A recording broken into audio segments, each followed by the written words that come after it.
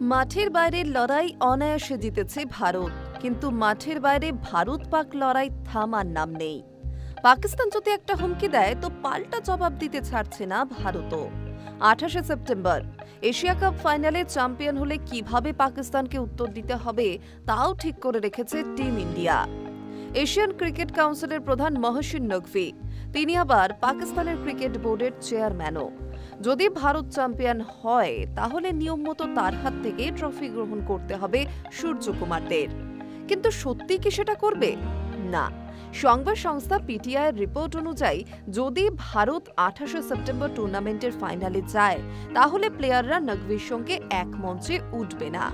এসিসির প্রধান হিসেবে ওরি ট্রফি হাতে তুলে দেওয়ার কথা। রবিবার ম্যাচে পাক প্লেয়ারদের সঙ্গে হাত মেলাননি ভারতীয় ক্রিকেটাররা। পিসিবি থেকে বিবৃতি জারি করে বলা হয়, টসের সময় ম্যাচ রেফারি অ্যান্ডি প্রাইক্রফট পাকিস্তান অধিনায়ক সালমান আলী আঘাকে প্রতিপক্ষ অধিনায়ক সূর্যকুমার যাদবের সঙ্গে হাত না মেলানোর নির্দেশ দিয়েছিলেন। তাতে বেজায় ক্ষুব্ধ পাকিস্তান। পাইক্রফটকে সরানোর দাবিতে অনড় পিসিবি। তারা সাফ জানিয়ে দিয়েছে, পাইক্রফটকে না সরানো হলে পরের ম্যাচে সংযুক্ত আরব আমির শাহীর বিরুদ্ধে দল নামাবে তারা।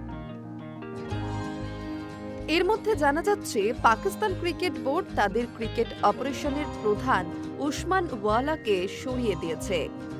হ্যান্ডশেক বিতর্ক হওয়ার ক্ষেত্রে পিসিবি তার উপরও দোষ চাপাচ্ছে। কেন আরও সুষ্ঠু ও বিতর্কহীনভাবে ম্যাচটি সম্পন্ন হলো না সেটা ওসমানের ব্যর্থতা হিসেবেই দেখা হচ্ছে। Hi News network.